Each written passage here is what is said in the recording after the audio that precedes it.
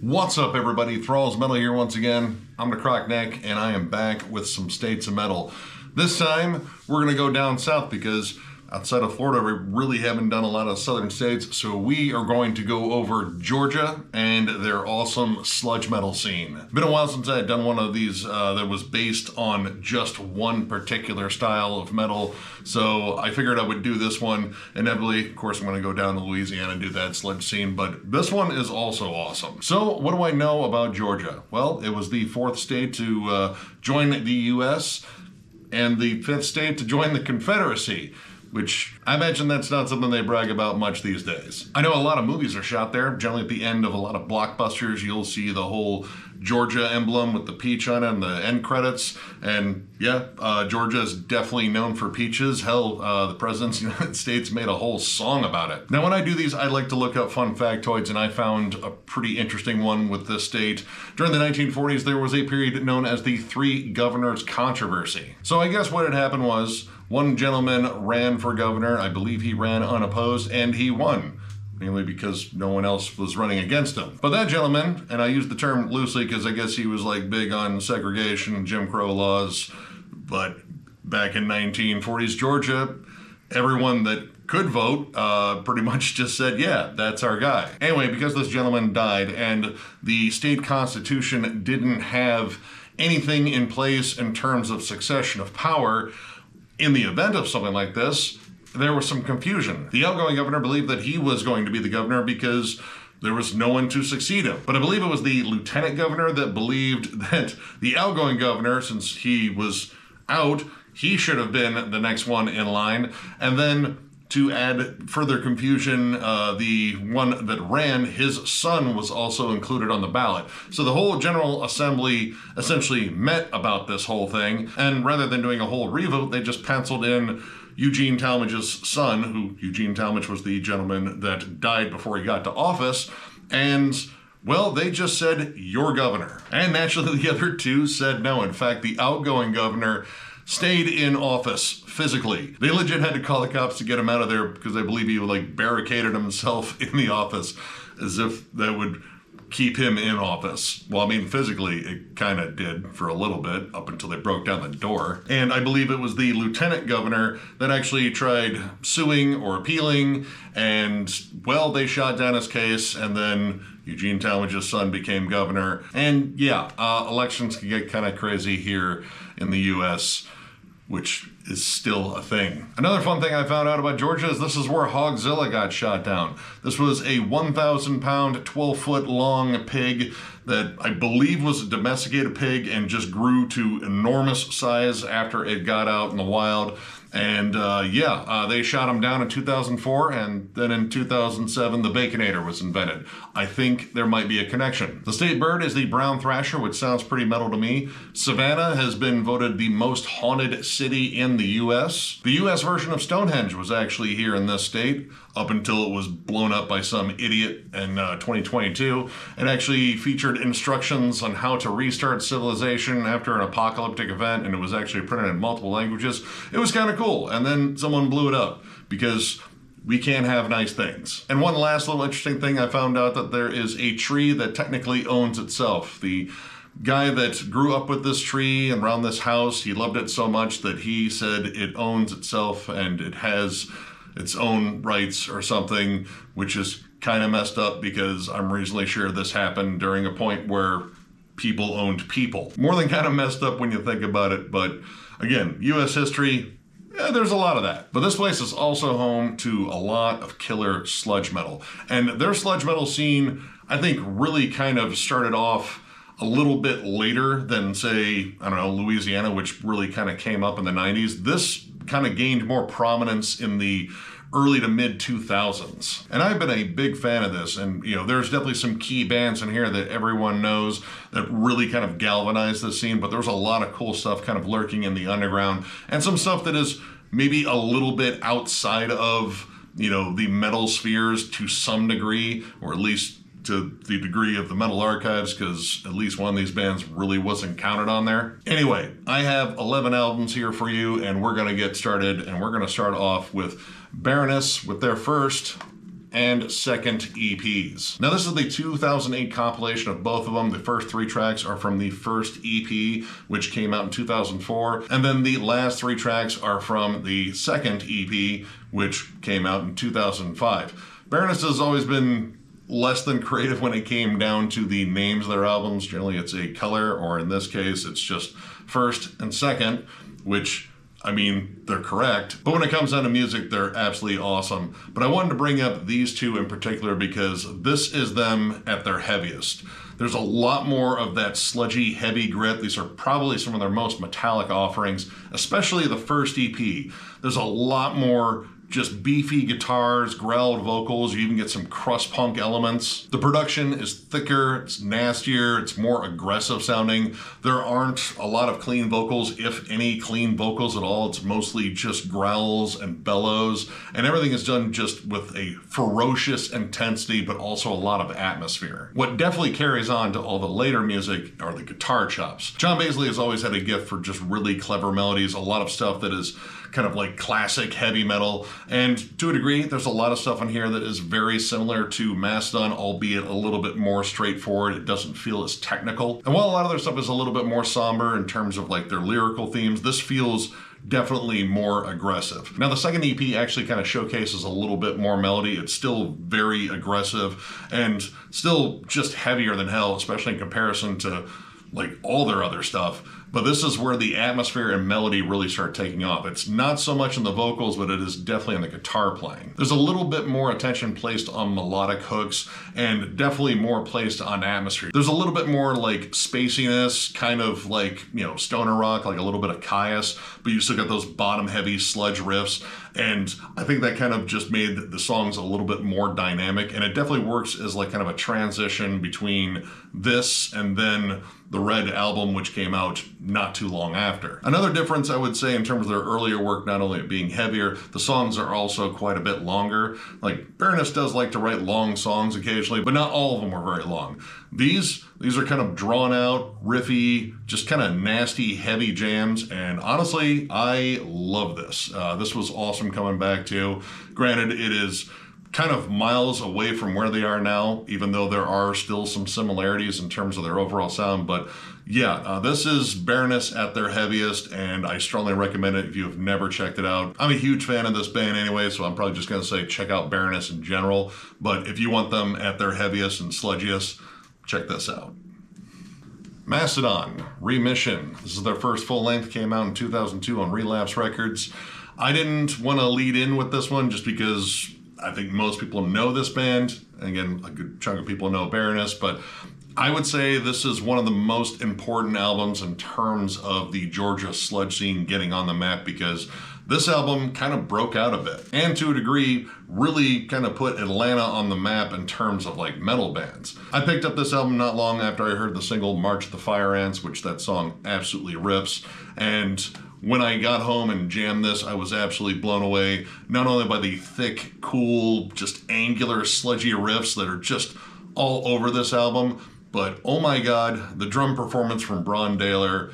This album is almost one continuous drum fill, and while it can get a little too busy at times, it is impressive as shit. I would say still to this day, this is their heaviest album and their most full-bore sludge album. It is still very technical and weird, and you still have a lot of their proggy elements that are kind of buried behind all the just absolutely pummeling riffs on here. But this doesn't have like the proggy edge that they have now. This is just kind of gross and grimy at times. It's very complex and dynamic, but it doesn't feel pretentious. It feels like it's kind of like wandering around a town just destroying everything in its path, which might be what Crusher Destroyer is all about.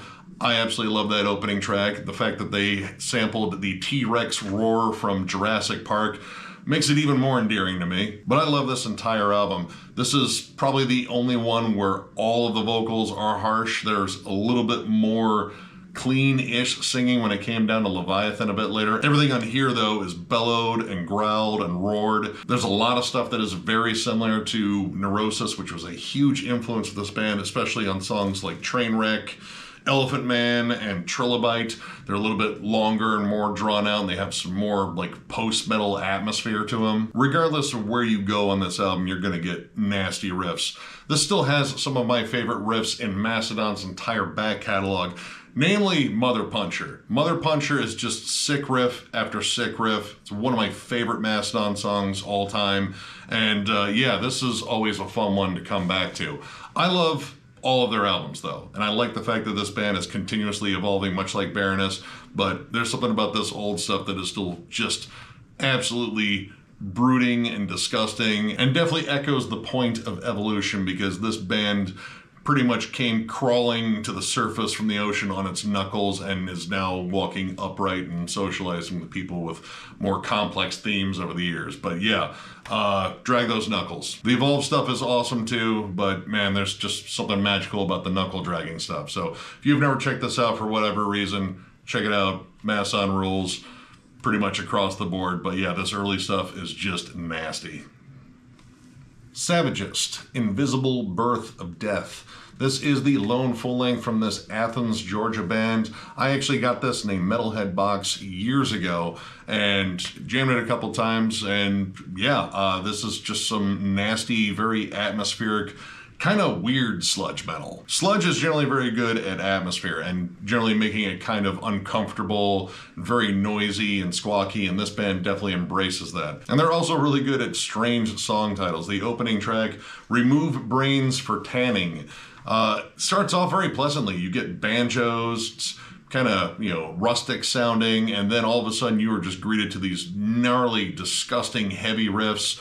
The production's very raw sounding. The vocals are generally shrieked and groaned. There's a lot of squawky, almost kind of thrash and hardcore riffs peppered in, kind of similar to a band like Doom Riders. You have blackened elements that come up on Fangs That Drip Venom and Trembling Earth, and the title track has a really haunting, dark post-metal start, so there's a lot of cool dynamics at play on this album overall. And that was something that really drew me into this one, is the weird dynamics and tonal shifts and kind of variety in terms of like their approach to sludge on here.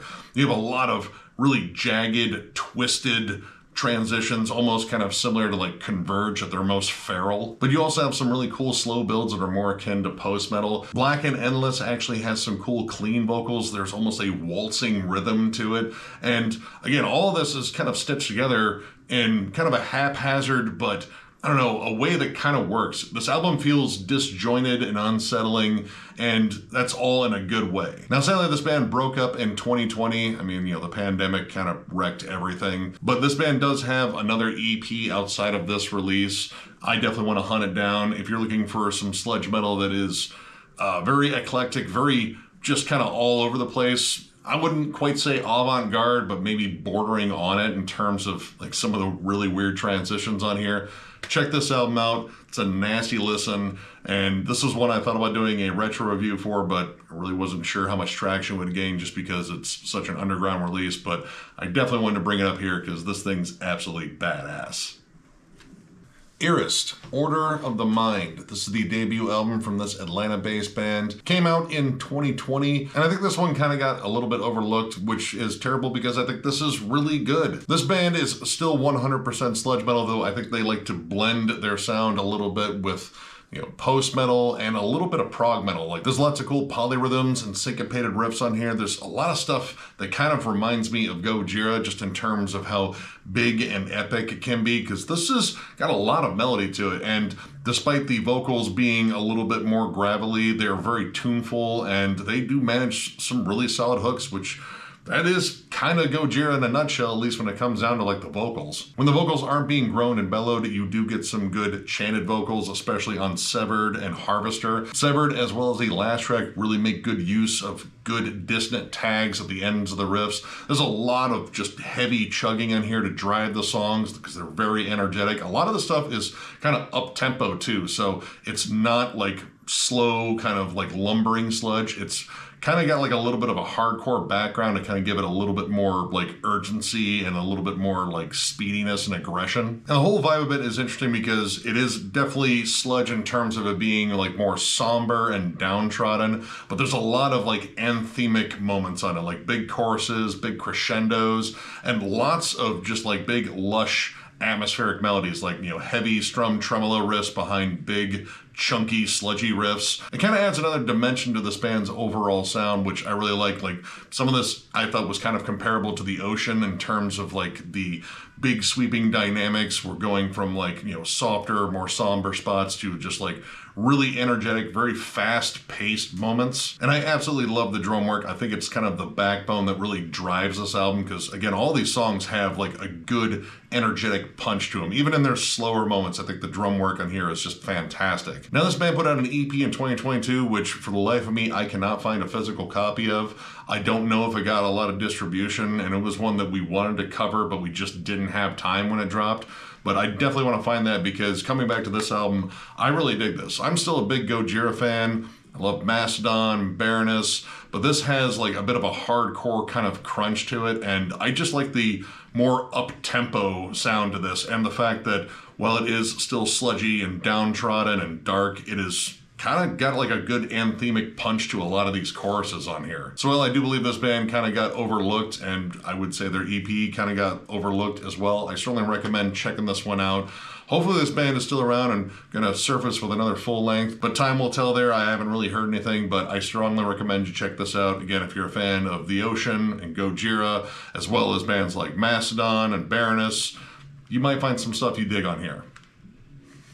Artimus Pyledriver. This is their self-titled and lone full-length offering. Came out in 2006. Now this is the re-release version on DRT Records. I believe it was self-released before that. Either way, it came out in 2006 and the band broke up in 2007. Now this band was from Atlanta/Tucker, Georgia.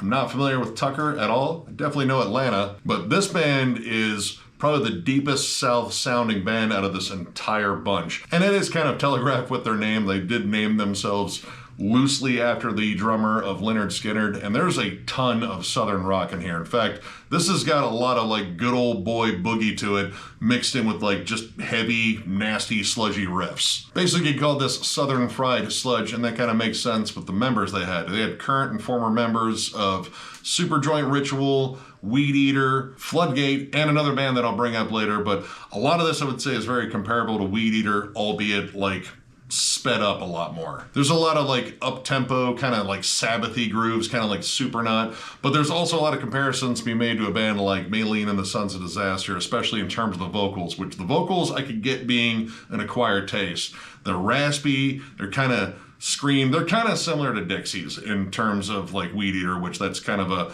love them or hate them sort of vocal style. I think they actually work here, though I think they're really loud in the mix overall. Honestly, I would say the vocals are a combination of Dixie Dave, Brian Johnson from AC/DC, and smoking and drinking since the age of 10. Like, that's the vocal style right there. Oh yeah, and this band loves the shit out of cowbell. Cowbell pops up on almost every track, which, man, these tracks have some great song titles in terms of just like, yeah, no, they're from the South. They're not even hiding it. I mean, we got Dixie Fight Song, Dirt Road, White Girl, Up the Creek, and Shaggin' Ass, which was not what I thought it was going to be about. It's actually about something a little bit more innocent than what I thought it would be about. But the thing I really like about this are all the cool Southern riffs and harmonies in here. Like Dixie Fight Song, probably the slowest track on there, kind of slows it down to like more of a mid-tempo stomp. But the blues licks on that song I think are fantastic. Like there's a lot of stuff on there that kind of reminds me of the, you know, more bluesy moments you get in bands like Down and COC. But all the songs in here, they go for those cool Southern hooks, and I think that makes this stand out a little bit. Like this is kind of like the soundtrack to a bar fight, and I think it's kind of awesome in that sense. The production sound, the riffs are catchy. This is just sort of a fun album. Like this is one to sit back and drink only domestic beer too. And I'm not talking about like none of your fancy craft brewing. We drink Pabst Blue Ribbon or Busch Light here. It's that kind of album. But you know, still might be fun to hang out with. But yeah, check this out. It's definitely an acquired taste when it comes down to the vocals, I'd say. But if you're into that vocal style, you like Weed Eater, Melee in the Sons of Disaster, stuff like that, you probably really dig this. So check it out.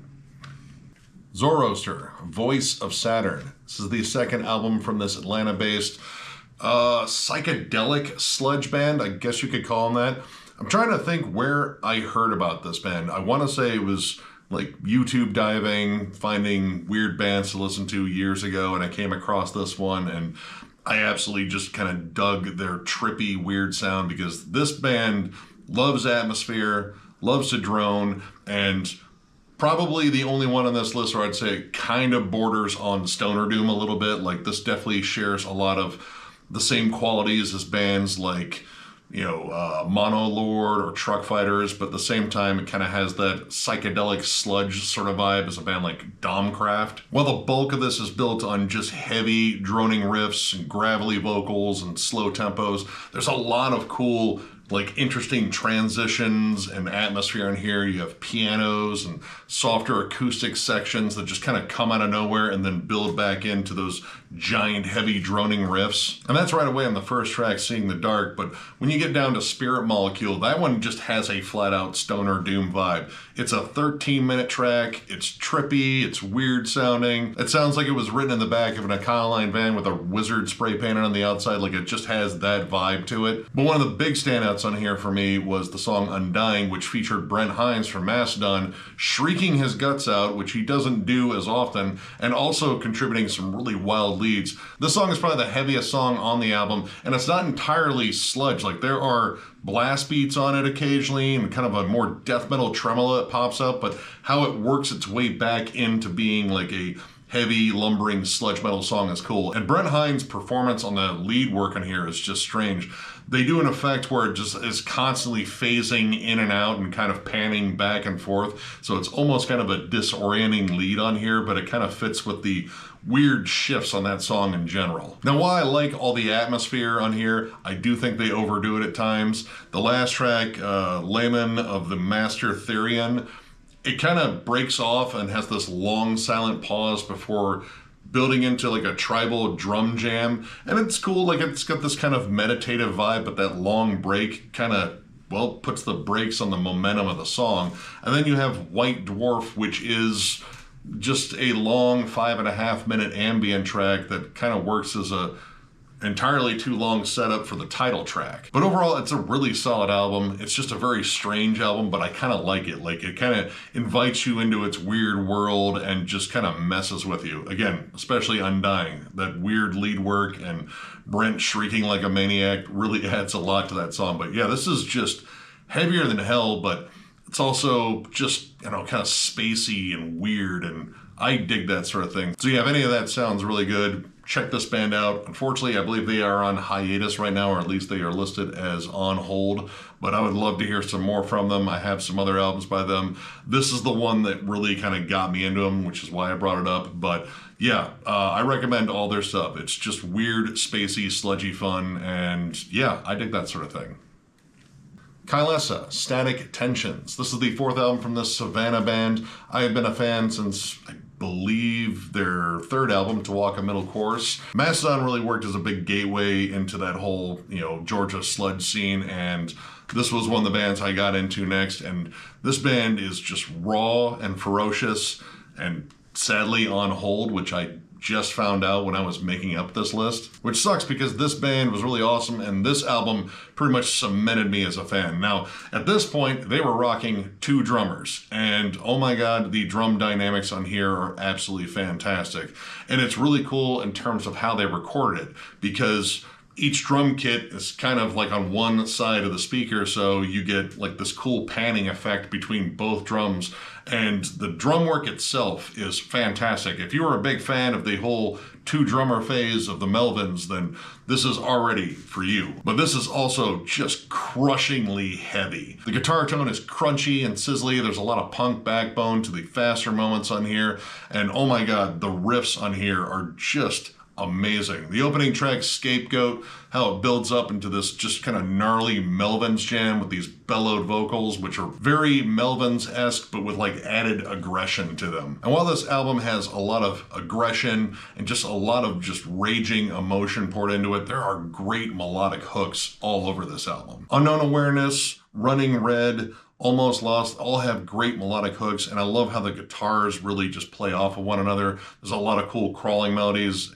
kind of similar to Mastodon and Baroness, but again, played with just this huge amount of aggression to them. Even the cleaner vocals on here feel a little bit more like dirty. They're not necessarily going for like a big melodic hook as much as they are just kind of contributing cleaner vocals to capture a different emotion on here. Only One features some amazing tapping melodies, and the last track, To Walk Alone, has this kind of unsettling Middle Eastern melody that kind of carries a song and just ends in some absolutely crushing riffs. And crushing riffs are all over here. When this band decides to get heavy, it is massive, and that added layer of percussion on here kind of just makes these songs feel more, I don't know, like rabid, like there's like tribal percussion behind every single rhythm. Like how the drummers like to pepper in like a fill in a rhythm, because they have two drummers and they can do that really well, I think adds just a huge kind of aggressive push to some of this. Like the stomping rhythms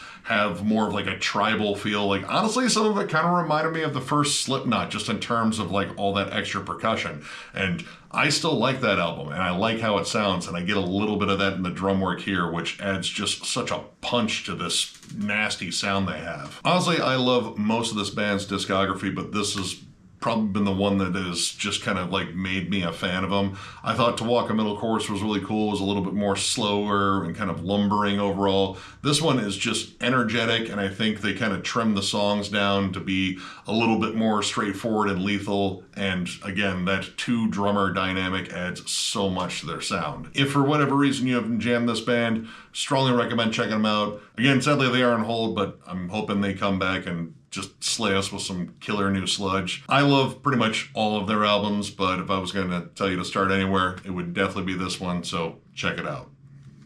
Black Tusk, Passage Through Purgatory. This is the debut album from this Savannah swamp metal act, as they call themselves.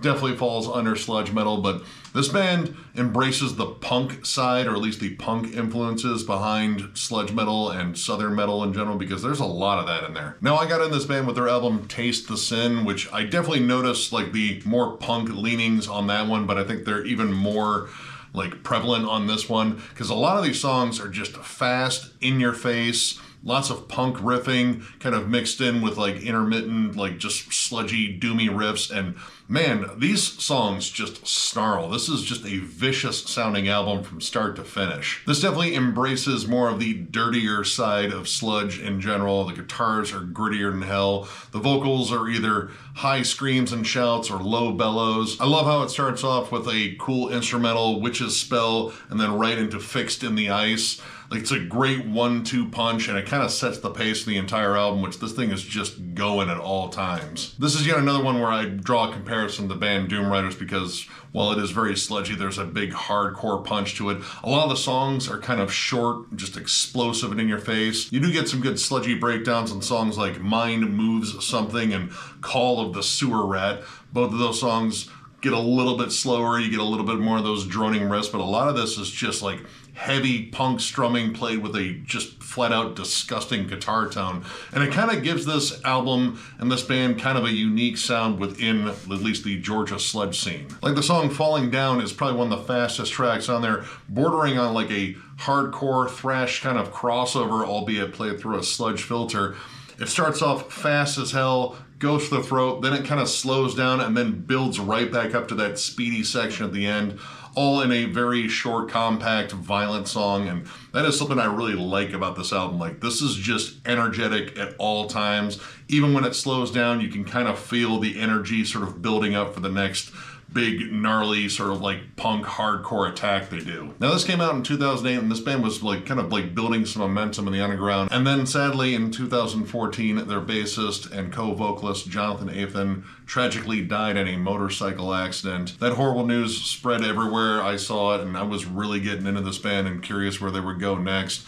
And that seemed to definitely sidelined them for a while, which is totally understandable. Not only did you lose a band member, you lost a friend, but they are still around. They did put out an album not too long ago. I want to say, oh man, it might have been before 2020, but solid. It still has their punk roots and they're still going, which is absolutely awesome. And I definitely want to hear more by this band because this band occupies kind of a cool territory within this scene because they kind of appeal to the punk fans as much as they appeal to the sludge fans. I pretty much enjoy all this band's stuff so far. If you're looking for just some gnarly sludge metal with heavy punk roots, and even if you're a bigger fan of punk and hardcore versus metal, I would still recommend this because it's just absolutely awesome, and again, it leans on those punk tropes pretty heavily. Check this out, nasty album, check out the rest of their work too, and hopefully we see them in the future.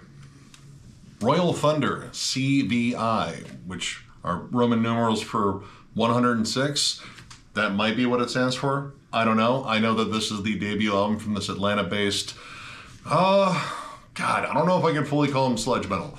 Full transparency, this might be kind of an outlier, but I think there's definitely a lot of roots in sludge metal on here, as well as blues rock, stoner metal, classic rock. It's kind of a hodgepodge, but it definitely fits in terms of like the sound of this entire scene for sure. Now, I first saw this band years ago on tour with Enslaved and Pallbearer, and I was absolutely blown away by their live set.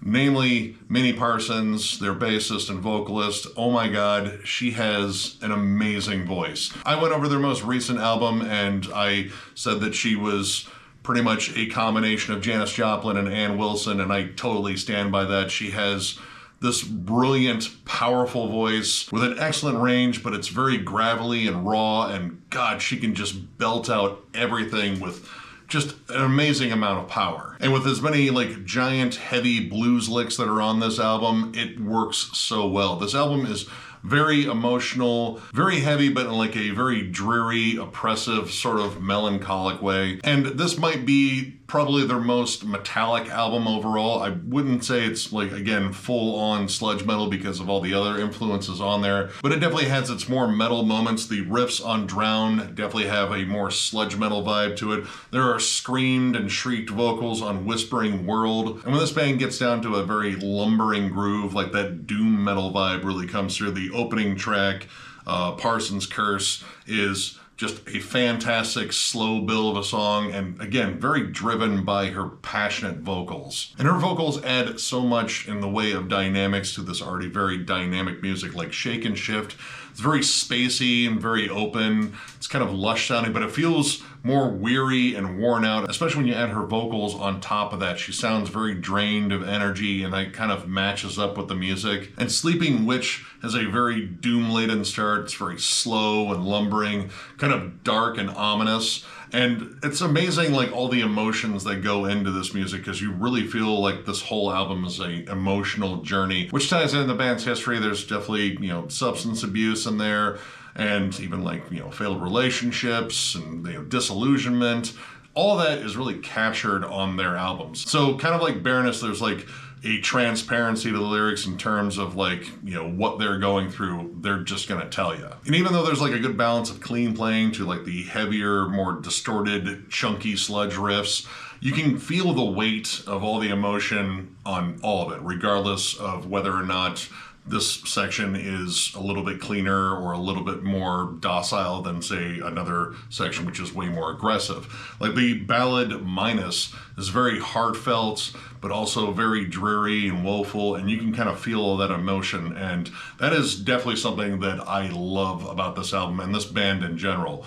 Now, I would say this is probably the only one that I could argue is sludge metal, because the rest of their stuff, they really started to drift away from the more metallic sound and kind of became more of just like a heavy rock band, but they're still doing really well with that. And honestly, I think their newest album is one of their strongest, and the themes on that I can definitely get behind in terms of like cleaning up your life and trying to get back on track and trying to fight with your former self. Like, those sort of things are very relatable. So yeah, while I think whether or not this is sludge metal is possibly debatable, I definitely think it fits in this one, and this band is absolutely excellent. I enjoy all of their albums, honestly, But this is where I started. This is where I saw them live. They actually crushed that live performance, and I'd love to see them again. But yeah, if you have not checked out Royal Thunder, check them out.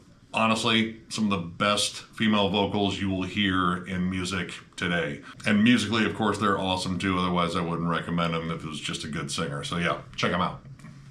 Wh0res Gold. This is the first full length from this Atlanta sludge metal / noise rock act. These guys are rowdy and loud, and I have seen them twice now, and thank God I wore earplugs for at least those shows, because they're out to just fuck up their fan base if they're not wearing hearing protection. I got into this band courtesy of their first 2 EPs, Ruiner and Clean. My brother-in-law showed me them and said, hey, you still love Melvins, right? And I was like, yeah, of course. And he played me a little bit off of Clean, and I think it was the opening track, Baby Bird, that pretty much sold me immediately. And I have been a fan ever since. And oh my God, this band is insanely heavy. Kind of like Black Tusk, where they definitely take some cues from the more punk and hardcore side of Sludge. This band is just explosive and packed with all of the vitriol possible in terms of lyrics. Like, man, these guys don't like anything, and they're not afraid to show it. There's a lot of jaded lyrics about the music industry, relationships, and of course a great cynical attitude to match that, because man, some of these song titles are absolutely hilarious, but in kind of like a dark humor sense, like mental illness as a mating ritual. I see you're also wearing a black t-shirt, which is a good punky fast track. Bloody like the day you were born. And the last track, which is just a slow droning chuggy, squawky, mean song called I Have Prepared a Statement. And I'm sure that statement is pretty much a glowing review of the world itself. Sonically, in terms of this entire batch, this might be one of the loudest, heaviest bands. That blend of noise rock, it's like Melvins meets Unsane. There's always squawking feedback.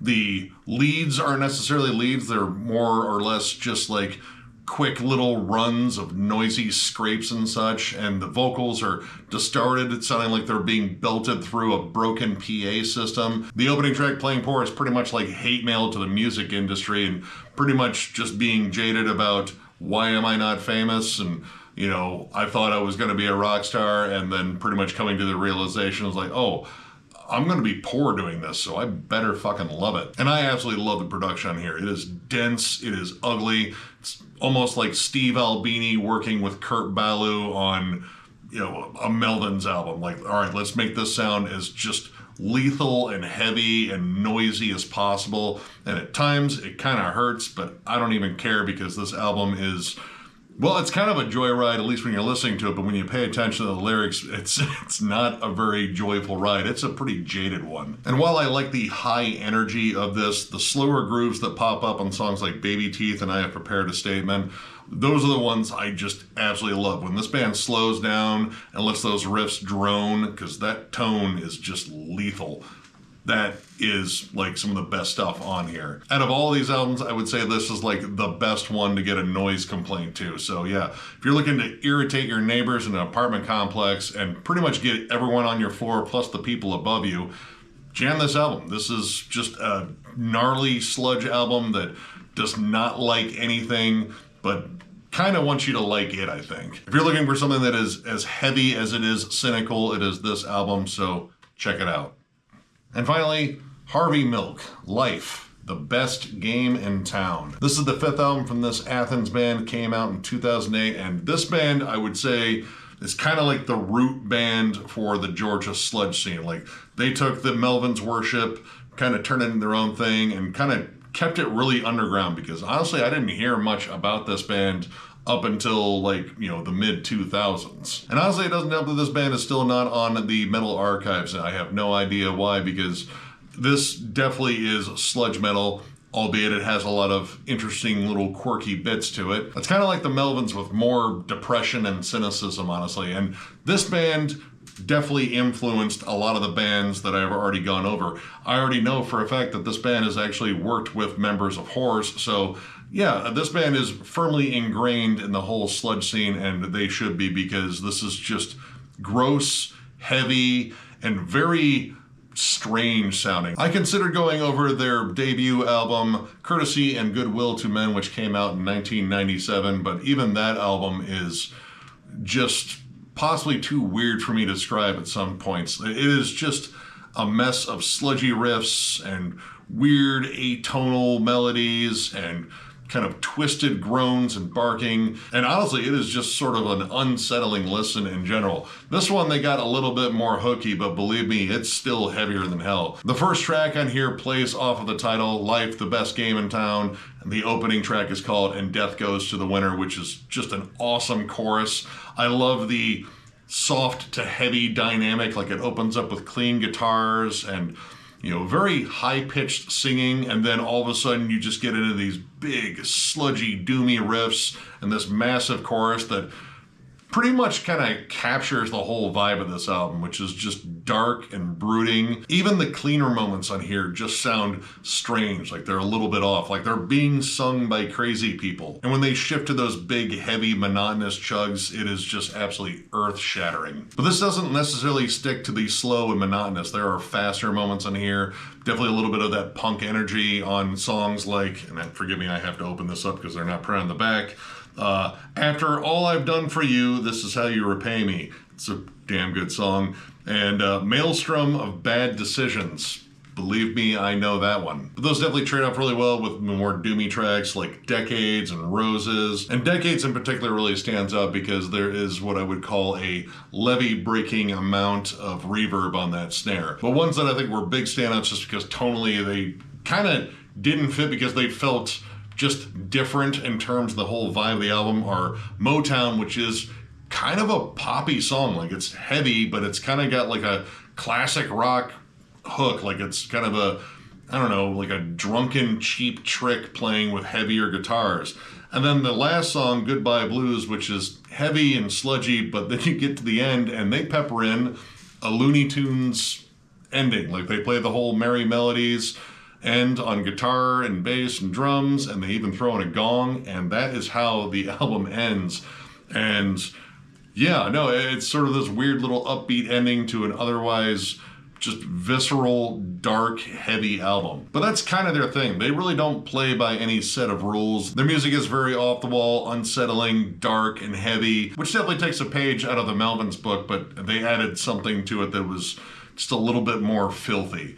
If you have never checked out Harvey Milk, honestly, I recommend all of their albums. Like all the ones that I've picked up have been really good.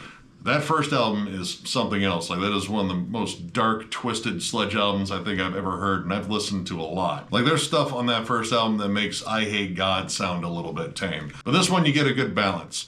It's still heavier than hell, but it's catchy, and it's got that weird appeal that this band has just pretty much mastered over their career. Strongly recommend this one, and yeah, strongly recommend all of these because, yeah, Georgia Sludge is pretty awesome. So yeah, that does it for another States of Metal, and again, it was kind of fun doing one that was based on one style of music, and I have two other ones that are pretty much ready to go in terms of like notes and listening and all that. One of them, a little bit more, you know, kind of all over the place, and then another one that is definitely themed around a really cool scene that I can't wait to talk about. But yeah, if you enjoyed this video, give it a thumbs up, and if you are new to the channel, subscribe because we do stuff like this all the time. We are also on Patreon. If you'd like to help us out there, there's a link down below to thrallsmetal.com.